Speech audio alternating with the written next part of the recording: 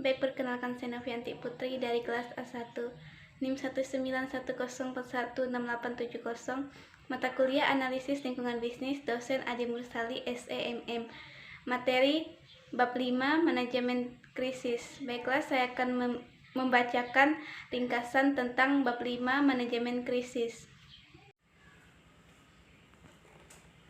Bab 5 Manajemen Krisis. Krisis juga dapat mengubah praktik operasi perusahaan dan industri. Obat-obatan memiliki kemasan yang tahan rusak. Kapal tanker minyak baru memiliki lambung ganda. Peringatan pada banyak obat resep lebih kuat, pengungkapan hasil uji klinis, farmasi lebih luas, dan pengujian pasca pemasaran dilakukan pada beberapa obat. Namun, dalam banyak kasus, krisis sulit untuk diramalkan, tetapi perusahaan dapat mempersiapkan jenis krisis yang mungkin berkembang dan siap untuk merespon. Sifat dan penyebab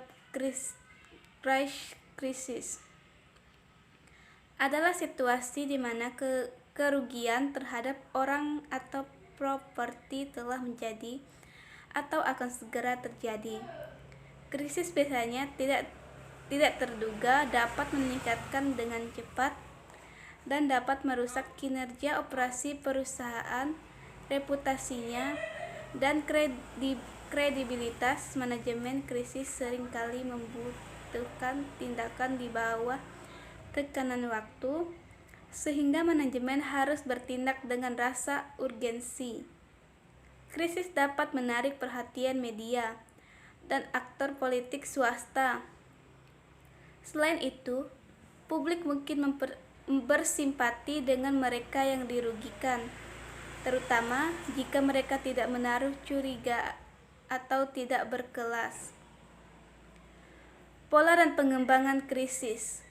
Tahap pertama dalam siklus hidup krisis adalah diidentifikasikan. Krisis dapat diakibatkan dari suatu peristiwa atau dari serangkaian perkembangan seiring waktu. Krisis subprime mortgage tahun 2008 adalah akibat dari hipotek berisiko rumah yang diterbitkan selama beberapa tahun, yang mengakibatkan gagal bayar yang meluas ketika ekonomi melambat.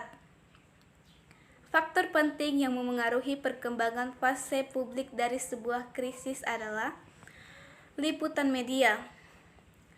Resolusi melibatkan mengubah krisis menjadi masalah non-pasar yang dapat dikelola. Hal ini dapat dilakukan dengan menghilangkan potensi kerugian lebih lanjut, meyakinkan publik dan media bahwa krisis telah berlalu, atau memberikan kompensasi kepada mereka yang dirugikan. Regulasi yang lebih kuat dapat terjadi seperti dalam kasus pengujian mainan untuk timbal, seringkali ketika krisis melibatkan kerugian pada orang atau kerusakan properti. Tuntutan hukum mengikuti pengacara pengadilan mewakili korban dan mengajukan tuntutan hukum atas nama mereka. Komponen dari program manajemen krisis manajemen memiliki 5 komponen, yaitu penghindaran, kesiapan, analisis akar penyebab, respon, dan resolusi. Penghindaran. Komponen terpenting dari program manajemen krisis adalah penghindaran, dan komponen terpenting berikut adalah kesiapsiagaan.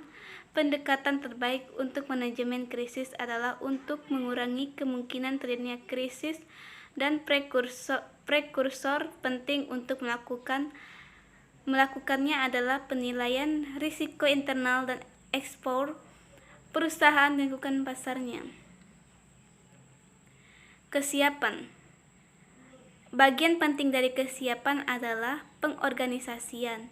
Perusahaan yang rentan terhadap krisis membutuhkan tim manajemen krisis yang dapat dimobilisasi dengan cepat dan secara substantif dapat mengatasi akar penyebab krisis. kesiapsiagaan Walmart dan badai Katrina dengan lebih dari 3,300 toko di Amerika Serikat. Walmart berpengalaman dalam menangani berbagai jenis krisis, termasuk bencana alam.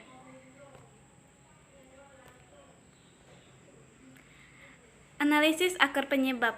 Akar penyebab krisis Tylenol adalah gangguan produk, dan setelah itu menjadi jelas dan penarikan kembali produk berkelanjutan. Johnson dan Johnson dibebaskan dari tanggung jawab. Namun demikian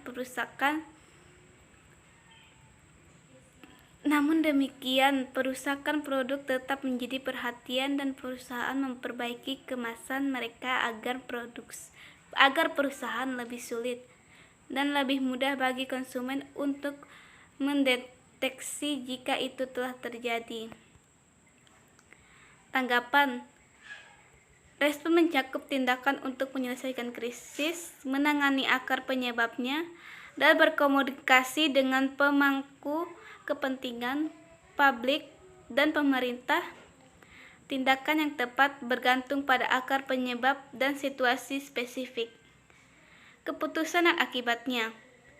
Pada 14 Agustus, Mattel mengeluarkan penarikan kembali jalur cepat sukarela lainnya dari 436 kendaraan Daishcad Share. Mattel memuji deteksi masalah tersebut karena penekanan kembali kepada pemasok atas standarnya bersama dengan pengujian dan diperluaskan. Lingkup krisis. Penarikan kembali oleh Mattel dan perusahaan lain memberikan tekanan pada pemerintah Cina dan industri yang didorong ekspor. Penarikan kembali produk Mattel telah mengakibatkan ribuan pekerja Tiongkok kehilangan pekerjaan. Sebuah organisasi hak pekerja yang berbasis di New York mengambil kesempatan itu dan merilis laporan yang menuduh kondisi brutal dan praktik ilegal di pabrik mainan di Cina.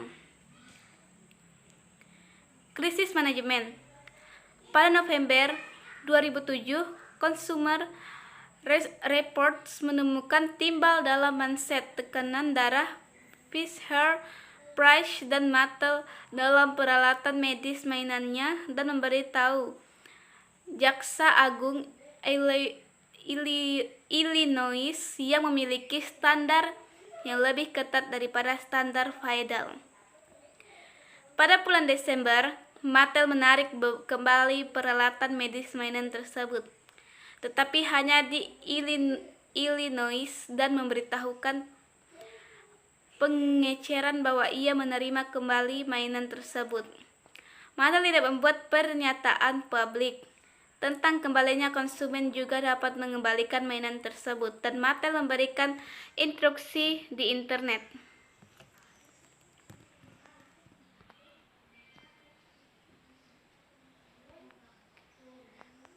Sekian hasil ringkasan saya ucapkan terima kasih.